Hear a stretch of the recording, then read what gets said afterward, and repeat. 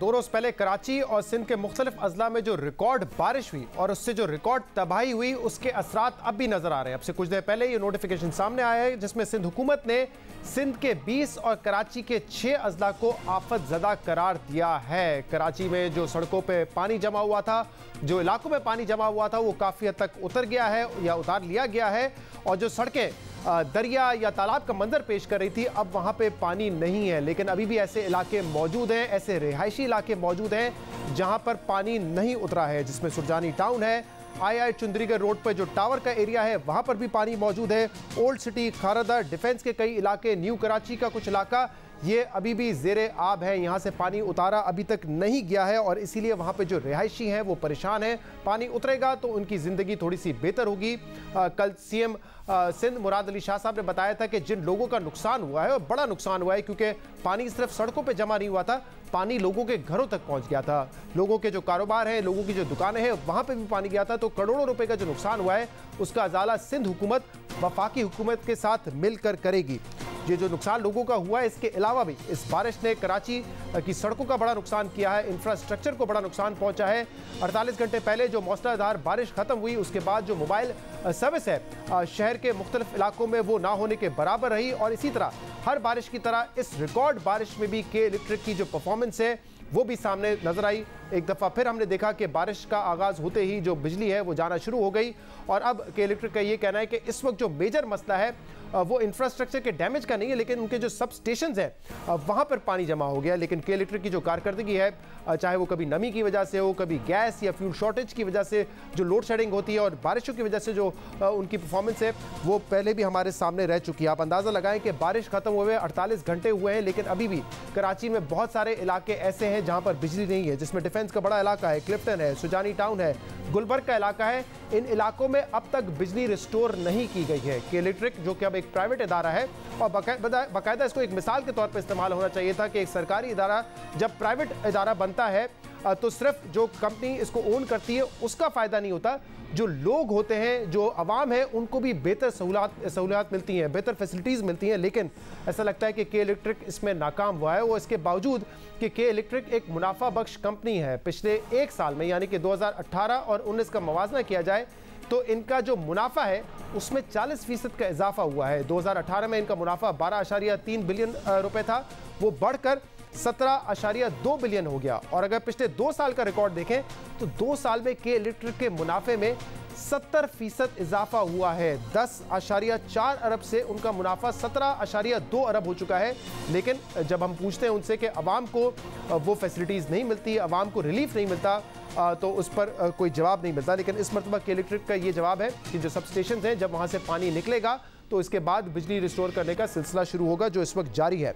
कराची की सूरत हाल पर एक अच्छी खबर यह है, मुस्बत खबर यह है कि वफाकी हुकूमत और सिंध हुकूमत ने मिलकर काम करने का फैसला किया। इस हवाले से वज़ीर आज़म इमरान खान साहब का आज ये ट्वीट सामने आया जिसमें उन्होंने कहा कि यकीनन मुश्किल हालात हैं और तबाहकुन हालात हैं कराची के, लेकिन उसमें मुस्बत खबर यह है कि अब वफाकी हुकूमत ने यानी कि उनकी हुकूमत ने और सिंध हुकूमत ने मिलकर काम करने का फैसला किया और कराची के 3 बड़े जो मसाइल हैं उस पर फौरी तौर पे इक़दामात लिए जाएंगे, जिसमें नालों की सफाई है, नालों पे जो तजावुज़ात हैं उनको हटाना और जो कूड़ा करकट कराची में जमा हो जाता है, जो कचरे का एक बड़ा मसला है और जो नकासी आब का एक मसला है, उसको भी अब ये दोनों हुकूमतें मिलकर दुरुस्त करेंगी और आवाम को जो पानी की फराहमी है वो भी मुमकिन बनाई जाएगी। ये 3 मसाइल हैं जिस पर अब वज़ीर आज़म इमरान खान कह रहे हैं कि हमारी हुकूमत और सिंध हुकूमत मिलकर काम करेगी। इस पर हम मज़ीद बात भी करेंगे, जिसके लिए हमें ज्वाइन किया है गवर्नर सिंध इमरान इस्माइल साहब ने। इमरान इस्माइल साहब, बहुत बहुत शुक्रिया वक्त देने के लिए।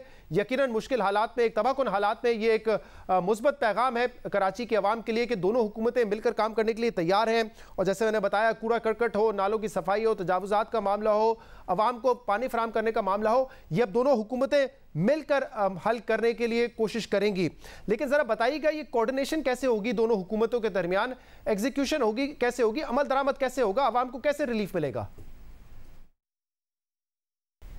शहजाद, जो चीज तय हुई है वो ये कि जो कमेटी बनी है वो कमेटी में सब लोग मिल के काम करेंगे, उसमें कोई कमेटी का चेयर नहीं कर रहा है, कोई हेड नहीं कर रहा है, उसको कोई मातहत नहीं है, कोई ऐसा सरपरस्त नहीं है, बल्कि मशावरत के साथ मिलके इसको सारे मामले को हल किया जाएगा। एक्चुअली होता ये है कि कई बार जब काम करने की नीयत भी हो, आपके पास पैसा भी हो, और अगर आप कहीं कॉन्फ्लिक्ट सिचुएशन में आप चल रहे हो, वफाक और सूबे के अंदर कोई इस तरह की ऐसी चीज आ जाए जिसमें मामला फंस जाते हैं, तो उसे निकालने के लिए बहुत तकदो करनी पड़ती है, मुश्किल हो जाती है, कुछ ऐसी चीजें हो जाती हैं जो नामुमकिन नजर आने लगती हैं। तो उन चीजों का तदारुक करने के लिए ये बात तय की गई है कि ये कमेटी जो है ये मिलकर मुशावरत के साथ बगैर सियासत के किसका झंडा लगेगा, किसको क्रेडिट मिलेगा, कौन डिस्क्रेडिट होगा, इसको छोड़ के जो ये जेन्युइन मसाइल हैं कराची के, इनको हल किया जाएगा और इसकी फंडिंग को भी मिलकर तय कर लिया जाएगा कि कौन कितने पैसे इसमें डालेगा और किस तरह से इस मामले को लेकर आगे चलेगा। इमरान इस्माइल साहब, आप कह रहे हैं कि जो 6 रुकनी कमेटी बनी थी जिसमें 3 जो है वफाकी हुकूमत से लोग थे, अमीनुल हक साहब थे, असद उमर साहब थे, अली जैदी साहब थे और सीएम सिंध थे उसमें, और 2 सूबाई वजीर सईद गनी और नासिर शाह साहब थे, ये वही कमेटी है जो कि एग्जीक्यूट करेगी इन मामलात को भी? जी, यही कमेटी ये मशावरती कमेटी है। एग्जीक्यूशन तो जाहिर है कि सीएम सिंध जो है वो एग्जीक्यूटिव पावर्स उनके पास है, एग्जीक्यूशन तो वही करेंगे, लेकिन इस कमेटी की मशावरत के साथ तमाम मामला को देखा जाएगा और हल किया जाएगा। सही है, तो ये मुशावरती कमेटी है जो काम करने का है, चाहे वो कचरा उठाने वाला मामला हो, चाहे नालों की सफाई हो, चाहे तजावुजात खत्म करना हो, वो काम सूबाई हुकूमत खुद ही करेगी। जी, जो सूबाई हुकूमत के इख्तियारात हैं उनको चैलेंज नहीं किया जा रहा, सूबाई हुकूमत के इख्तियारात उनके पास हैं, वही उसको एग्जीक्यूट करेंगे, लेकिन इस मुशावरती कमेटी के साथ मिलकर किया जाएगा। क्योंकि शहजाद, अगर हम एक चीज देखें कि जो नालों के ऊपर तजावुजात हैं, उन तजावुजात पे से जब भी आप हटाने जाएंगे, चाहे आप ऑल्टरनेट आपको तो देना पड़ेगा, इसके अलावा तो हम तैयार नहीं है काम करने को कि आप ऑल्टरनेट ना दें और लोगों को ऐसे ही उठा के बाहर निकाल दें। हम ये चाहते हैं कि लोग यहाँ से मूव किया जाए बगैर ये देखे कि क्या किसके पास लीज है, किसके पास नहीं है। हमने बेघर नहीं करना लोगों को, तो उनको यहाँ से मूव किया जाए कहीं और उस मूवमेंट के अंदर कोई दिक्कत ना आए किसी तरह। यानी उस जाहिर है कि ज़्यादातर इलाकों से पाकिस्तान तहरीक इंसाफ इलेक्शन जीती है कराची से, और वहाँ पे उनका होल्ड है, तो उनकी मदद के बगैर शायद ये मुमकिन नहीं हो सकेगा। तो लिहाजा पाकिस्तान तहरीक इंसाफ अपनी भरपूर मदद उसमें डालने को तैयार है। उसके बाद जो कचरा उठाने के मामलात हैं, जो Sindh solid waste management board जो है वो बुरी तरह नाकाम हुआ है कराची का कचरा उठाने और ठिकाने लगाने में, उसके अंदर कोई जिद्दत पैदा की जाए, उससे कोई बेहतर बनाया जाए, उस निज़ाम को मौसर किया जाए, कचरा उठाने के निज़ाम को और उसको डिस्पोज करने के निज़ाम को। तो उसमें पाकिस्तान तहरीक इंसाफ के लोग जो हैं, यानी हुकूमती अरकान जो है वो उसके अंदर शामिल होंगे। लेकिन इमरान इस्माइल साहब, मैं ये सोच रहा हूं कि इससे फर्क क्या पड़ेगा, क्योंकि देखिए मशवरा देने वाले बहुत हैं, क्या करना है, क्या मसाइल है, कैसे करना है, ये भी मीडिया भी बताता रहा है, और आई एम श्योर सिंध हुकूमत के पास भी ऐसे लोग हैं जो उनको मशवरा देते रहे। अब ये मुशावरती कमेटी भी यही काम करेगी, लेकिन जो मेन मसला आता है वो अमल दरामद पर है, एग्जीक्यूशन पर है। यानी कि हम मिसाल देते हैं कि पंजाब में मेट्रो बस बन गई, पेशावर में बन गई, कराची में मुकम्मल नहीं हो सकती, लाहौर में कचरा उठ सकता है, कराची में नहीं उठ सकता। तो क्या करना है ये तो सबको पता है, ये आई एम श्योर सिंध हुकूमत को भी पता होगा। एग्जीक्यूशन उनके हाथ में है, और वो कह रहे हैं कि आप कमेटी बनने के बाद भी उनके पास रहेगी। उनकी कारकर्दगी पे हम सवाल उठाते रहे, आपको एतराज रहा है कि वो अमल दरामद नहीं करते, उसमें क्या फर्क आएगा? शहजाद, इसमें ये कमेटी जो है, जो कमेटी का जो मशवरा होगा उसके पाबंद होंगे सब उसके ऊपर अमल करने के। ये इस तरह का मशवरा नहीं है कि गुफ्तम नशिस्तम बर्खास्तम वाली चीज़ नहीं है, बल्कि जो चीज़ इस कमेटी में तय होगी वो एग्जीक्यूट की जाएगी। आपने मुझसे पूछा था कि एग्जीक्यूट कौन करेगा, इसको क्या वफाक करेगा या सूबा करेगा, तो मैंने आपसे कहा कि सूबा सिंध में जो वज़ीर आला के इख्तियारात हैं उन्हें चैलेंज किए बगैर ये काम हो रहा है, और वो वॉलंटियरली इस कमेटी के साथ काम कर रहे हैं। इस कमेटी में जितने लोग बैठे हैं ज़ाहिर है सभी वॉलंटियर हैं, लेकिन ये चीज़ तय हो गई है आपस में कि हम इस कमेटी की मशावरत के साथ इस कमेटी में जो मामला तय होंगे उसी तरह से इनको चीज़ों को आगे लेकर चला सही। और आप कह रहे हैं वो बाइंडिंग होगा, लेकिन देखिए हुकूमत का तो काम करना है, हुकूमत का काम है काम करना, लोगों को सर्व करना। ये काम करना तो वैसे ही बाइंडिंग है हुकूमत पर, लेकिन काम नहीं हो रहा है। तो अगर एक कमेटी में फैसला हो जाएगा, और वो भी एक ऐसी कमेटी में जिसमें पीपल्स पार्टी के मुखालिफ सियासी जमात के लोग हैं, यानी कि एमक्यू में पाकिस्तान तहरीक इंसाफ के, तो वो कैसे उन पर बाइंडिंग हो जाएगा? काम करना तो वैसे ही बाइंडिंग होता है हुकूमत पर। शहजाद, ये ऐसा नहीं है कि यानी हम कमेटी में बैठ के कहेंगे कि जी ऐसा करते हैं कि कराची से कचरा उठाते हैं जी, और दूसरा काम ये करते हैं कि नाले साफ कर देते हैं, तो वो कहेंगे जी अच्छा जी ठीक है हम कल से ही शुरू कर देते हैं। ये तो जाहिर है सिंध हुकूमत को भी पता है कि कचरा उठाना है और नाले साफ करने हैं। अब कहीं ना कहीं इसके अंदर कोताही है या इसके अंदर काम उस तरीके से नहीं हो पा रहा जैसे कि होना चाहिए किसी भी एक बड़े शहर का, कराची जिस साइज के शहर का। तो हम जो मशावरती कमेटी है ये उसको व्हील को रीइन्वेंट तो नहीं कर रहे, लेकिन उसको बेहतर बनाने की, उसकी अपलिफ्टिंग की और उसकी मदद करने की कोशिश की जा रही है कि किस तरह से सिंध हुकूमत की मदद की जाए ताकि कराची को उसके असल मकाम पे पहुंचाया जाए। सही। अब मदद में आप कह रहे हैं कि एग्जीक्यूशन अमल दरामद हुकूमत ने करना है, सूबाई हुकूमत ने, लेकिन इस पे फंडिंग फराहम की जाएगी। अब फंडिंग जो आप लोग पहले भी वादे करते रहे कि 162 अरब रुपए के मंसूबे बनाए जाएंगे सिंध में और बिलखसूस कराची में, तो वो तो सिंध हुकूमत पहले भी कहती रही है कि आप बात करके चले जाते हैं और एक ढेला लगता नहीं है कराची पर। तो इस मर्तबा किस किस्म की यकीन दहानी वफाक की तरफ से की गई है कि जो रकम हम कहेंगे कि ये कराची पे खर्च होगी वो होती हुई नजर भी आएगी? ये कैसे इंश्योर करेंगे? शहजाद, मेरा ख्याल है जो 3 फ्लाईओवर बने हैं ये फ्री में तो नहीं बने होंगे। जाहिर है कि इसके अंदर 20-25 अरब रुपए लगा है। मैं एग्जैक्ट फिगर मुझे अभी याद नहीं। 20-25 अरब रुपए वैसे थोड़ा ज्यादा है 3 फ्लाईओवर के लिए जी। आप वो उसका ऑडिट करा लीजिएगा। नैब वाले सुन रहे होंगे तो उनके कान खड़े हो जाएंगे, आपको पता है। अच्छा जी, चलिए हो सकता है मैं कम कर लेता हूँ। हो सकता है कि उसके अंदर इतने, मैं अंदाजन आपसे कह रहा हूँ कि इतने पैसे उसके अंदर लगे होंगे। जो ग्रीन लाइन बनी है उसको शामिल कर लें, इसके ऊपर इतना पैसा लग रहा है। अगर ये पैसा जो वफाक लगा रहा है ये जाहिर है कि उसी उनके जो वादा था वफाक का उसमें से हो रहा है। 1 अरब रुपए तो वसीम अख्तर साहब को कराची के प्रोजेक्ट्स के लिए दिया गया अभी कुछ अरसे पहले।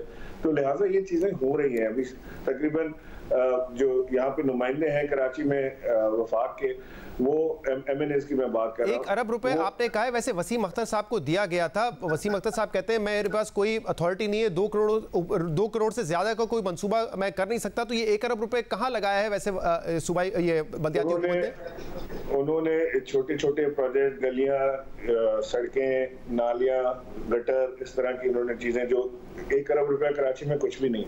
उन्होंने कुछ सड़कें सेलेक्ट करके उसके PC1 बना के उनको अप्रूव कराया था, बाकायदा उसकी अप्रूवल हुई PND से और सारा प्रोजेक्ट एग्जीक्यूट हो रहा है। तो मैं आपको ये बता रहा हूँ कि पैसा लग रहा है। अब अगर कोई ये समझता है कि वो पैसा जब तक उनके थ्रू खर्च ना हो वो उसे गिनेंगे ही नहीं, तो वो उनकी मर्जी है। लेकिन वफाक ने कराची के ऊपर तवज्जो दी हुई है और खास तौर से जो कराची के ट्रांसपोर्ट के प्रोजेक्ट्स हैं वो इस वक्त ऑन गोइंग है। इस वक्त तकरीबन हमने अभी ग्रीन लाइन का टेंडर किया है बसों का, वो भी अरबों रुपए में है। वो बसें भी उसकी आ रही हैं, उसके प्रोसेस में है वो। तो इंशाल्लाह ये पैसे तो लग रहे हैं, लेकिन ये सारे पैसे NFC अवार्ड के ऊपर हैं। इसको कोई क्लेम नहीं कर सकता कि आपने ये कहा था तो आप क्यों नहीं कर रहे। एक्चुअली जो पैसा लगाना है वो सूबा सिंध की हुकूमत ने लगाना है, क्योंकि कराची सिंध का हिस्सा है। वफाक का शहर तो नहीं है कराची, सिंध का हिस्सा है। तो सिंध ने पैसा लगाना है। सिंध PFC अवार्ड अगर करेगी तो कराची को उसका जायज़ हिस्सा मिलेगा। ये सिंध हुकूमत का मौक़िफ़ बार बार आता रहा है कि कराची एक बहुत बड़ा शहर है और इस शहर को सूबाई हुकूमत अकेले मैनेज नहीं कर सकती जहां तक रिसोर्सेज की बात है। तो आप इंश्योर कर रहे हैं कि ये तमाम इशूज़ जो हैं, साफ पानी मुहैया करना, नाले साफ होना, तजावुज़ात को हटाना, इसमें फंडिंग जो है वफाकी हुकूमत की तरफ से फराहम की जाएगी? नहीं, मैं आपसे ये बिल्कुल नहीं कह रहा हूँ। मैंने आपसे ये कहा कि ये कमेटी फैसला करेगी कि अगर फंडिंग की कहीं शॉर्टेज हो रही है तो उसको कैसे पूरा किया जाए, क्या वफाक देगा। हाँ भाई, मैं कह रहा हूँ कि अगर शॉर्टेज होगी तो वफाकी हुकूमत पूरा करने के लिए तैयार है। यहाँ पे रोल आएगा वफाकी हुकूमत का अगर शॉर्टेज है फंड्स की।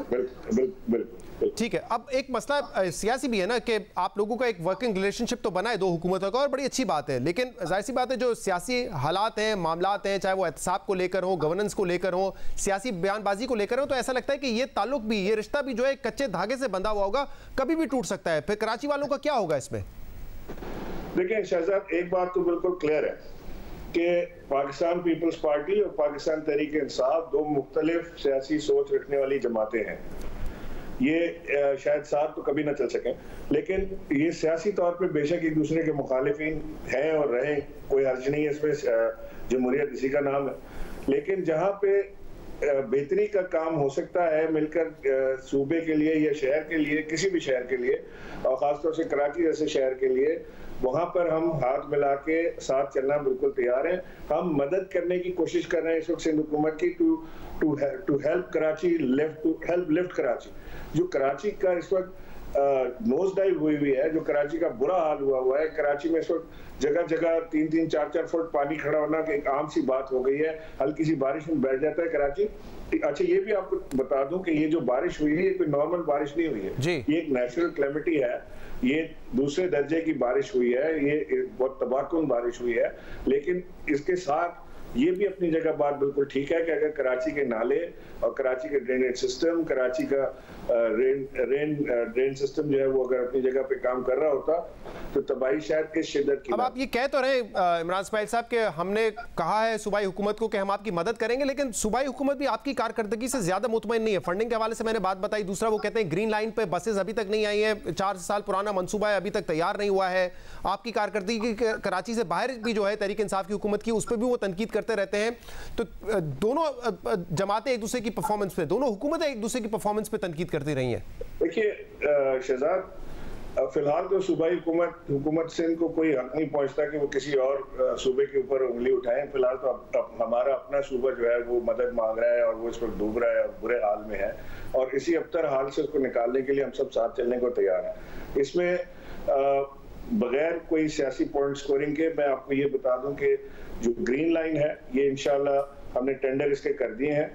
हर चीज में टाइम लगता है क्योंकि हमें बहुत प्रोसेस से गुजरना पड़ता है। हम हर चीज को बड़े शफाफ तरीके से थर्ड पार्टी ऑडिट करा के। कोई टाइम फ्रेम बता सकते हैं कि कब तक ये टेंडर हो जाएगा पूरा मुकम्मल, बसेस कब तक आएंगी और कब तक ये ग्रीन लाइन शुरू हो जाएगी? टेक्निकल टेंडर, उसके टेक्निकल इवैल्यूएशन उसकी हो चुकी है, कंपनियां क्वालिफाई कर चुकी हैं, फाइनेंशियल बिड उसकी हो रही है। मेरा ख्याल है ये मुहर्रम के फौरन बाद उसकी फाइनेंशियल बिड कंप्लीट हो जाएगी प्रोसेस, और जैसे ही फाइनेंशियल बिड कंप्लीट हो जाती है, टेंडर अवार्ड हो जाता है, उसके 6 महीने से 8 महीने के अंदर बसें कराची में होंगी। 6 महीने से 8 महीने, यानी कि तकरीबन 1 साल इसमें लग सकता है। आप समझ लें जून से पहले इंशाल्लाह ये स्टार्ट हो। चले, उम्मीद करते हैं कि जैसे पेशावर मेट्रो बस जो है वो भी देर से आई, लेकिन अब कम से कम आवाम के पास एक सवारी तो है, एक पब्लिक ट्रांसपोर्ट का निजाम तो है वहाँ पर। के इलेक्ट्रिक के हवाले से बताइएगा, कम से कम 3 प्रोग्राम तो मैंने आपके साथ किए हैं जब लोड शेडिंग का मामला था। कभी कहते हैं कि गैस की फरामी नहीं है, कभी तेल की फरामी नहीं है, कहते हैं कभी नमी की वजह से हमारे फीडर्स ट्रिप हो जाते हैं, और अब ये जो बारिश पड़ी है यकीनन एक रिकॉर्ड बारिश है, लेकिन रिकॉर्ड तबाही भी देखी गई है। और इस बारिश को अब तो तकरीबन खत्म हुए 2 दिन हो चुके हैं, जो 8 बजे जुमेरात तक थी, अगर उसका हिसाब लगाया जाए तो 48 घंटे के बाद भी अभी शहर के बहुत से इलाके हैं जहां बिजली नहीं आई है। क्या वजह है? आपकी तो आज बात भी हुई है चीफ एग्जीक्यूटिव के इलेक्ट्रिक मोनिस अलवी साहब से। शहजाद, मैं रोज डेली बेसिस पे बात कर रहा हूँ, और आज मैंने एक कॉन्फ्रेंस कॉल भी की जिसमें हमारे उमर अयूब साहब और हमारे एडवाइजर जो हैं शहजाद कासिम साहब वो उसमें थे, और हमने ये उसके बाद जब हमारी बात हुई सारी चीज मैंने उनसे फीडबैक लेके फिर मैंने मुनिस अलवी साहब से बात की। एक्चुअली इस वक्त पानी जो है वो बहुत ज्यादा चढ़ा हुआ है, और वो पंप आउट करने के लिए हमारे पास जगह नहीं है, क्योंकि हाई टाइड है, समुद्र में भी ज़ाहिर है पानी कहीं तो फेंकना है वहां से पंप करके। तो ये हाई टाइड जब तक उतरेगी नहीं, जब तक वो पानी निकालना बहुत मुश्किल हो रहा है। तो ये पानी को हम रफ्ता रफ्ता निकालते जा रहे हैं। जहाँ जो इलाके इस वक्त के इलेक्ट्रिक ने हमें आइडेंटिफाई करके दिए हुए हैं कि ये इलाके हैं जहाँ पे जिनको फौरी तौर से अगर आप खाली करेंगे तो उनके फीडर्स ऑन हो जाएंगे, उसको उसी हिसाब से हम करते जा रहे हैं। तो इसको मैं नहीं समझता कि कोई कोताही इसमें हो रही है। पूरी तंदही के साथ पूरी जान लगा के इसको कोशिश की जा रही है। लेकिन एक चीज के इलेक्ट्रिक की है जो मैं हमेशा कहता हूँ, मैं आज भी आपसे कह रहा हूँ कि जो उन्होंने डेवलपमेंट करनी थी ना जो पिछले सालों में, वो उस तरह से नहीं कर सके जैसे उन्होंने करनी थी, जिसका सख्ती से नोटिस नेपरा ने भी लिया हुआ है। हमारी जो वजारत है वो भी इसके ऊपर बहुत नाला है, तो उसको क्योंकि ये मसाइल होंगे कि सब स्टेशन में पानी है, वो पानी पंप आउट करना है, हाई टाइड है इस वक्त, पानी वहाँ पे आप कह रहे हैं कि नहीं डाला जा सकता।